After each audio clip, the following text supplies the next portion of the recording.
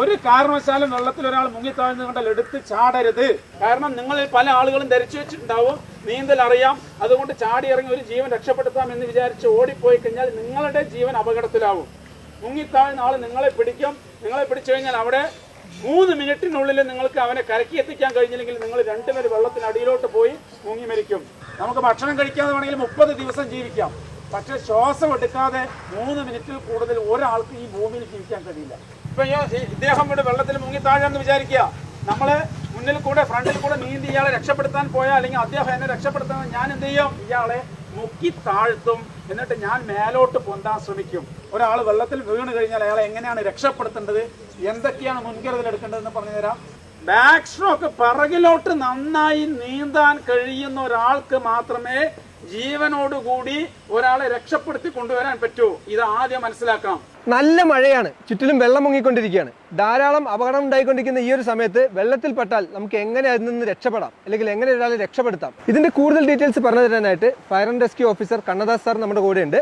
അതായത് ജലാശയ അപകടങ്ങളിൽ ശ്രദ്ധിക്കേണ്ട ഒരു കാര്യം, നേരിട്ട് കാണുന്ന ആൾക്ക് വെള്ളത്തിലൊരാൾ അകപ്പെട്ട് കഴിഞ്ഞാൽ അത് ലൈവായിട്ട് ആരാണോ നേരിൽ കാണുന്നത് അവർക്ക് മാത്രമേ ജീവനോടെ രക്ഷപ്പെടുത്താൻ പറ്റൂ. അത് 3 മിനിറ്റിനുള്ളിൽ ക്രിയാത്മകമായി ഇടപെട്ടാൽ മാത്രമാണ് ജീവനോടെ രക്ഷപ്പെടുത്താൻ കഴിയും. അല്ലെങ്കിൽ 3 മിനിറ്റിനകത്ത് അദ്ദേഹം അൺകോൺഷ്യസ്, അത് ആരായാലും, എത്ര സ്വിമ്മർ ആണെങ്കിൽ പോലും, എത്ര ശക്തിയുള്ള ആളാണെങ്കിലും കായികമായിട്ട് ബലമുള്ള ആളാണെങ്കിലും 3 മിനിറ്റ് കഴിയുമ്പോൾ ശ്വാസം കിട്ടാതെ 3 മിനിറ്റ് സമയം വെള്ളത്തിനകത്ത് മുങ്ങിപ്പോയാൽ അൺകോൺഷ്യസ് ആവും. അടുത്ത 6 മുതൽ 9 മിനിറ്റിൽ മസ്തിഷ്ക മരണം സംഭവിക്കും. അപ്പോൾ ഈ 3 മിനിറ്റിനുള്ളിൽ ആളെ രക്ഷപ്പെടുത്തുന്നതിനുള്ള ടെക്നിക്ക് എന്ന് പറയുന്നത് ഒരു കാരണവശാലും എടുത്ത് ചാടരുത്. വെള്ളത്തിലകപ്പെട്ട ആളുടെ അടുത്തേക്ക് നേരിട്ട് നീന്തിപ്പോയിട്ട് രക്ഷപ്പെടുത്താൻ ശ്രമിക്കുന്നത് റെസ്ക്യൂറിൻ്റെ ജീവൻ അപകടത്തിലാക്കും. അപ്പം അത് ഒഴിവാക്കിക്കൊണ്ട് ആദ്യത്തെ കുറച്ച് സ്റ്റെപ്പുകളുണ്ട്. ആ സ്റ്റെപ്പ് ഒന്നും നടത്തുന്നില്ലെങ്കിൽ മാത്രമേ നേരിട്ട് ഇറങ്ങിച്ചെന്ന് രക്ഷപ്പെടുത്താൻ പറ്റൂ. അതും പിറകുവശത്ത് കൂടെ മാത്രം പോയിട്ട് ഒരാളെ രക്ഷപ്പെടുത്താൻ ശ്രമിക്കേണ്ടത്. ആദ്യത്തെ ടെക്നിക്ക് എന്ന് പറഞ്ഞു കഴിഞ്ഞാൽ ആദ്യം ഷൗട്ട് ചെയ്യുക എന്നുള്ളതാണ്. ആ പ്രദേശത്തുള്ള ആളുകളുടെയൊക്കെ ശ്രദ്ധ ആകർഷിക്കുന്നതിന് വേണ്ടി ഉച്ചത്തിൽ നിലവിളിക്കുകയോ അല്ലെങ്കിൽ സിഗ്നലുകൾ കാണിക്കുകയോ അലേർട്ട് ചെയ്യിപ്പിക്കുകയോ ചെയ്യുന്ന ഒരു മെത്തേഡാണ് ആദ്യത്തെ. പബ്ലിക്കിൻ്റെ ഒരു അറ്റൻഷൻ കിട്ടിക്കഴിഞ്ഞാൽ ആളുകൾ രക്ഷാപ്രവർത്തനത്തിന് എത്തുന്നതിന് വേണ്ടിയിട്ടാണ് അത് ചെയ്യുന്നത്. രണ്ടാമത്തെ ടെക്നിക്ക് എന്ന് പറയുന്നത് റീച്ച് എന്ന മെത്തേഡാണ്.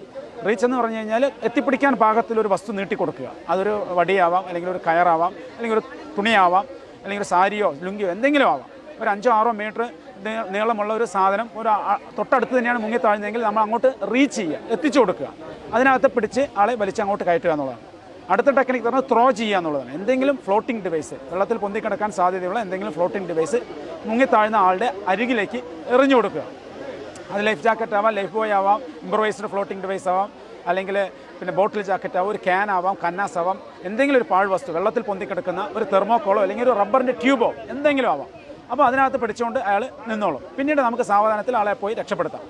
അടുത്തത് എന്ന് പറയുന്നത് പിന്നെ വെയ്ഡ് എന്നുള്ള മെത്തേഡാണ്. അതായത് വട ഉപയോഗിച്ച് കെട്ടിക്കൊണ്ട് ആളുടെ അടുത്തേ പോയി ആളെ വലിച്ചിങ്ങോട്ട് കയറ്റുക എന്നുള്ളതാണ്. അപ്പോഴും രക്ഷാപ്രവർത്തനത്തിൻ്റെ സേഫ്റ്റിക്ക് വേണ്ടിയിട്ടാണ് അത് ചെയ്യുന്നത്.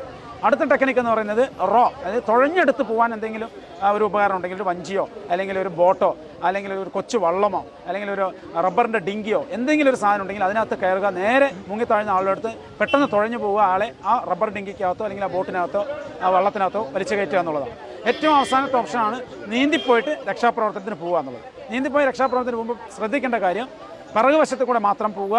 പിറകുവശത്ത് കൂടെ മാത്രം പോയിട്ട് ബാക്ക് സ്ട്രോക്ക് നന്നായി നീന്താൻ അറിയുന്നവർക്ക് മാത്രമേ ലൈവായിട്ട് ജീവനോടുകൂടി ഒരാളെ രക്ഷപ്പെടുത്താൻ കഴിയുന്നുള്ളത് മനസ്സിലാക്കുക. പുറകിലൂടെ പിടിക്കേണ്ട ടെക്നിക്ക് എന്ന് പറഞ്ഞാൽ, ഇപ്പോൾ വെള്ളത്തിലൊരാൾ മുങ്ങിത്താഴുകയാണെങ്കിൽ നമ്മൾ പിറകുവശത്ത് കൂടെ പോയിട്ട് ആളുടെ കഴുത്തിൻ്റെ ഭാഗത്ത് വലത് കൈ ഉപയോഗിച്ചുകൊണ്ട് നേരെ മേലോട്ട് ഉയർത്തുക. കഴുത്തിൻ്റെ മേലോട്ട് ഉയർത്തുന്നതിനെന്ന് വെച്ചാൽ, ഒന്ന് ഇയാൾ നമ്മളെ പിടിക്കാതിരിക്കണം, കയറി പിടിച്ച് നമ്മളെ കൺട്രോൾ പോകാതിരിക്കാൻ വേണ്ടിയിട്ടാണ് പിറകുവശത്ത് കൂടെ പോകുന്നത്. കാരണം ഇയാൾ പരിഭ്രാന്തരായിട്ട് ശ്വാസം മുട്ടിയിട്ട് ഇയാളെ ശ്വാസം എടുക്കാൻ കഴിയാതെ പരിഭ്രമിച്ച് നിൽക്കുന്ന സമയത്ത് ഫ്രണ്ടിൽ ഒരാൾ വരുമ്പോൾ സ്വാഭാവികമായിട്ട് അയാളെ കയറി പിടിക്കും. അത് ഒഴിവാക്കാൻ വേണ്ടി പിറകുവശത്തെ കൂടെ പോകുന്നു. നമ്മൾ ബാലൻസ് നഷ്ടപ്പെടാതിരിക്കാൻ വലത്തെ കൈ ഉപയോഗിച്ച് കഴുത്ത് മേലോട്ട് പൊക്കുന്നു.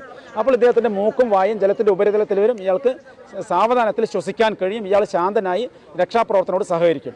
എന്നതിന് ശേഷം നമ്മൾ ഇയാളുടെ ബോഡി വെയിറ്റ് ശരീരത്തിൽ ചേർത്ത് പിടിച്ചുകൊണ്ട് ബാക്കിലോട്ട് ഒരു കൈ ഉപയോഗിച്ച് ബാക്ക് സ്ട്രോക്ക് നീന്തിയിട്ട് വേണം കരയിലോട്ട് പോകാൻ.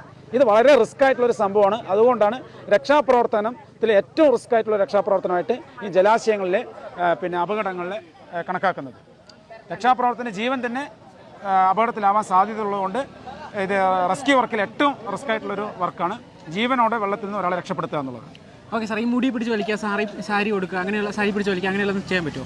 മുടിയിൽ പിടിച്ച് ബോധം ഉള്ള ഒരാൾക്കാണെങ്കിൽ നമ്മൾ റീച്ച് എന്ന മെത്തേഡിൽ കൂടെ നേരത്തെ പറഞ്ഞ പോലെ മുടിയിൽ കൈ കൊടുത്ത് വലിച്ചു കയറ്റാം. വടി ഉപയോഗിച്ചോ സാരി ഉപയോഗിച്ചോ എന്തെങ്കിലും വള്ളിപ്പടർപ്പോ അല്ലെങ്കിൽ റോപ്പോ ഉപയോഗിച്ച് അദ്ദേഹത്തെ പിടിച്ച് വലിച്ച് കയറ്റാം.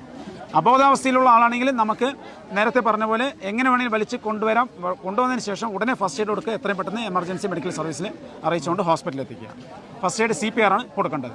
CPR കൊടുക്കുന്നത് വെച്ചാൽ വെള്ളത്തിൽ വീഴുന്നൊരു കേസാണെങ്കിൽ നമ്മൾ ആദ്യം തന്നെ ബ്രീത്താണ് കൊടുക്കേണ്ടത്. ശരീരത്തിലെ അതായത് വയറിനകത്തുള്ള വെള്ളം ലെൻസിനകത്ത് കയറിയിട്ടുള്ള സ്റ്റമക്കിലുള്ള വെള്ളം ഔട്ട് ചെയ്ത് കളഞ്ഞതിന് ശേഷം ചരിച്ച് കിടത്തിയിട്ടോ അല്ലെങ്കിൽ കമഴ്ത്തി കിടത്തിയിട്ടോ വയറിൻ്റെ ഭാഗത്ത് പ്രഷർ കൊടുത്ത് വെള്ളത്തിന് ഔട്ട് ചെയ്യുന്നതിന് ശേഷം എന്നിട്ട് നിരപ്പായ സ്ഥലത്ത് കിടക്കുക.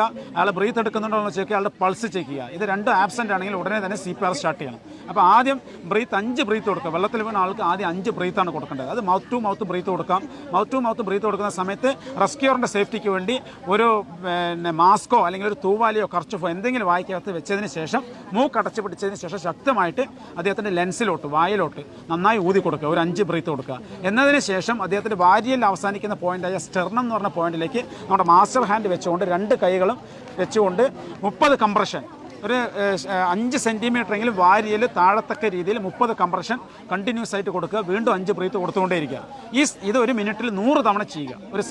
ഒരു മിനിറ്റിനകത്ത് 5 സൈക്കിളായിട്ട് 100 തവണയെങ്കിലും ചെയ്യണം. ബോധം വരുന്നത് വരെയോ അല്ലെങ്കിൽ ഹോസ്പിറ്റലിൽ എത്തുന്നവരെയോ ഇത് ചെയ്തുകൊണ്ടേയിരിക്കണം.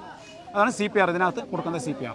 ഓക്കെ, അപ്പോൾ ഇപ്പോൾ വെള്ളത്തിൽപ്പെടുന്ന അപകട മരണങ്ങൾ കൂടിക്കൊണ്ടിരിക്കുകയാണ്. അപ്പോൾ എങ്ങനെ വെള്ളത്തിൽപ്പെട്ട രക്ഷപ്പെടുത്താം, അതുപോലെ CPR എല്ലാം എങ്ങനെ കൊടുക്കാം എന്നുള്ളത് നമുക്ക് കണ്ണദാസൻ സാർ, അതായത് ഫയർ ആൻഡ് റെസ്ക്യൂലെ ഓഫീസറാണ്. അപ്പോൾ സാർ പറഞ്ഞു തന്നു. അപ്പോൾ സാർ താങ്ക് യു.